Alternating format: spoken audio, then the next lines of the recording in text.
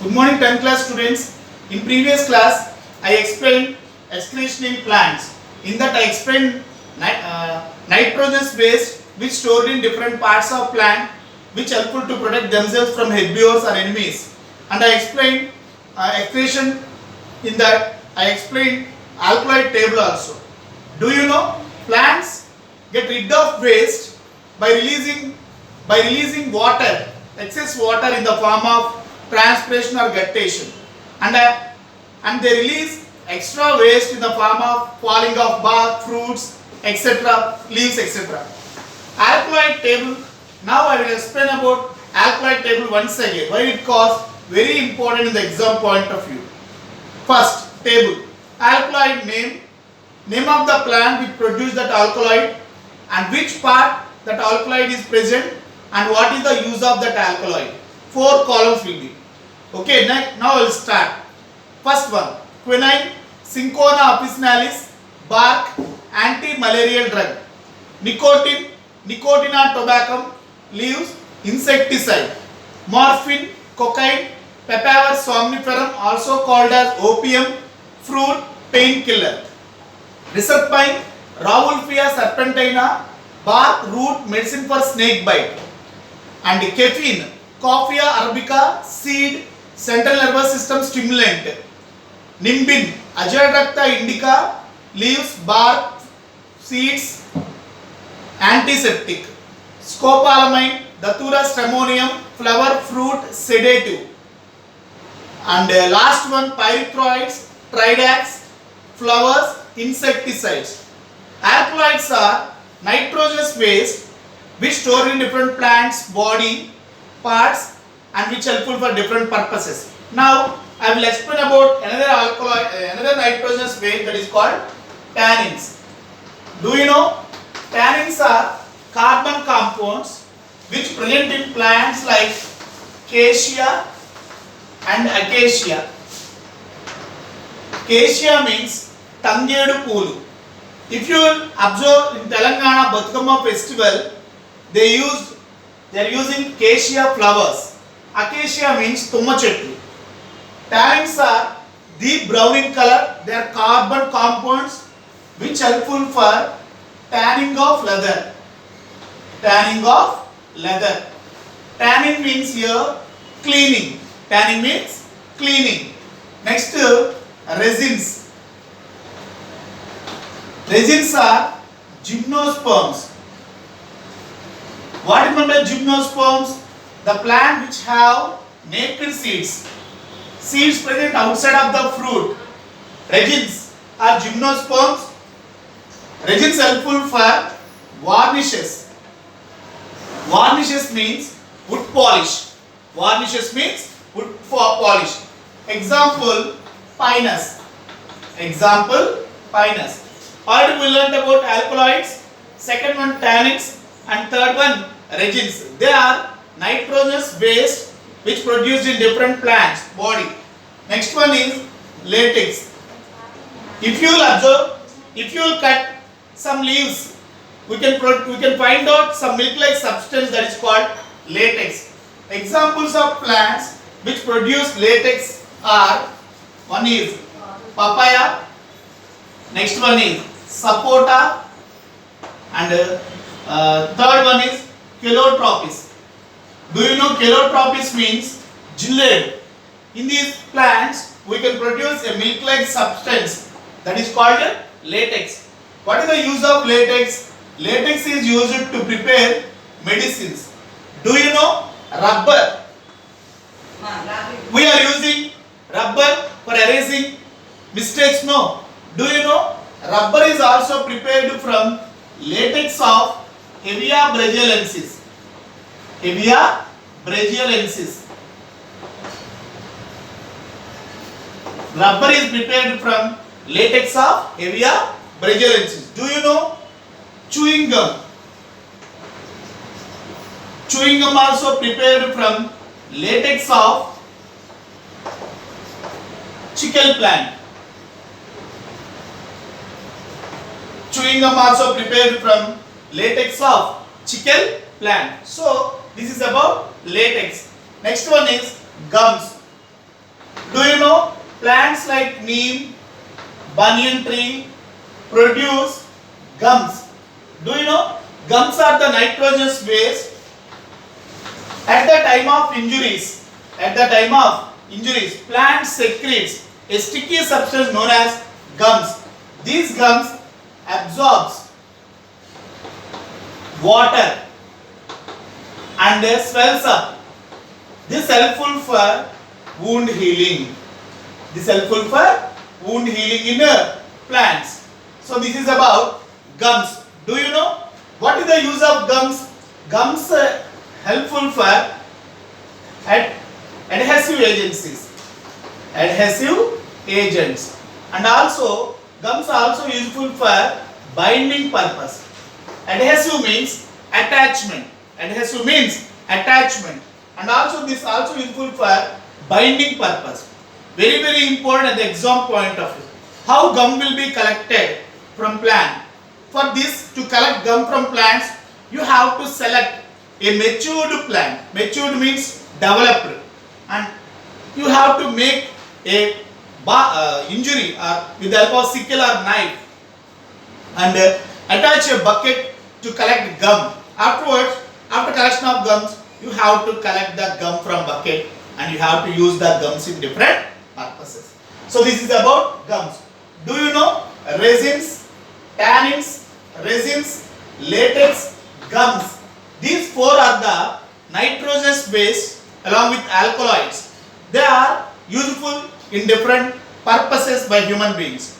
They are produced by plants, get rid of waste with the help of tannin, resins, latex and gums. Do you know, if you will observe some plants like leguminous plants, if you will observe leguminous plants, examples of leguminous plants are groundnut. If you will observe groundnut, we can find out root nodules in the roots. Here, these are roots. We can find out root nodules there. Root nodules. Inside of the root nodules, we can find out a bacteria called rhizobium. This rhizobium, these leguminous plants release some chemicals to attract rhizobium bacteria.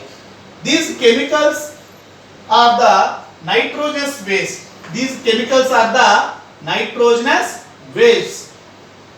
Nitrogenous waste which produced from leguminous plants. These nitrogenous waste helps to attract rhizobium bacteria for symbiosis. Do you know? Symbiosis is a type of association in between of different organisms here. If you observe in leguminous plants here, they release some chemicals to attract rhizobium bacteria. No. Here, rhizobium get benefit. No. Simultaneously, rhizobium converts atmospheric nitrogen. Rhizobium converts atmospheric nitrogen into nitrates. Why? Nitrogen converts into nitrates. Plants require nitrogen, but they cannot utilize the free nitrogen present in the atmosphere. When the nitrogen converts into nitrates, these are utilized by leguminous plants. So, nitrogen converts into nitrates by rhizobium bacteria. In this association, we can find out both leguminous plants and rhizobium get benefit one another. So, that is called symbiosis. If you will observe here, the chemicals which released by leguminous plants into soil to attract rhizobium bacteria for symbiotic relationship. Here, the chemicals are nitrogenous waste. If you will observe, some plants produce nectar to attract insects for pollination. Some plants flowers. In some plants, flowers produce nectar. Nectar means honey to attract insects for pollination. Here, nectar is a nitrogenous waste. Nectar is nitrogenous waste. If you will observe in some plants, like if you will observe parthenium. A plant like Parthenium. It is a plant. It is a weed plant. Do you know? This plant Parthenium also release pollen grains. These pollen grains contain nitrogenous waste. These pollen grains contain nitrogenous waste. This pollen grains causes allergy to our skin. This pollen grains causes allergy to our skin. That's why these pollen grains are very harmful to us. Why? Because this pollen grain causes allergy, Parthenium. So this is about nitrogenous waste which produced by different plants. Now I will explain about another important topic about Brueggemann. Do you know? He is a scientist. He is a botanist. He is a botanist. Said that plants, the roots of plants release some chemicals into the soil. The roots of some plants, especially the plant which grown in the same soil for several years, these plants produce some chemicals into the soil. Due to these chemicals, they produce a peculiar smell in the soil, from the soil, peculiar smell from the soil. So here the chemicals which released from roots of plants which grown in several years in a same place, these chemicals also nitrogenous waste. That's why that soil which grows some plants, several thousands of years, several years, is not useful for plant growth. Why? Because these chemicals reduce the soil fertility. Reduce the soil fertility. Okay. So according to Brueggemann, he is a famous botanist, said that the roots of plants release some chemicals into the soil which grown several years in the same soil. That chemicals reduce the fertility of soil, decreases the fertility of soil. That's why that soil is not suitable for plant growth. Even if you will apply fertilizers also, plants cannot grow well. So this is about Brueggemann, botanist, said that roots absorb water from soil. Along with absorption, they also release some chemicals into the soil. So the chemicals are nitrogenous waste. Now I will explain about last topic in fourth lesson, very important in the exam point of view, that is secretion and excretion and secretion. Very important in the exam point of view, that is excretion and secretion. In these two processes, unwanted materials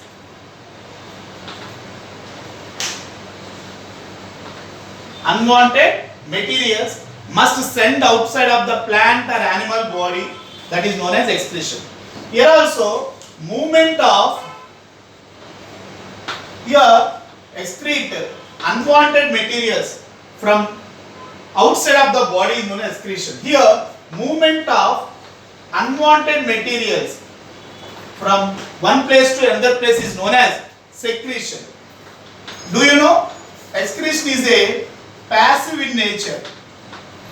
Excretion is a passive in nature. Passive means not active.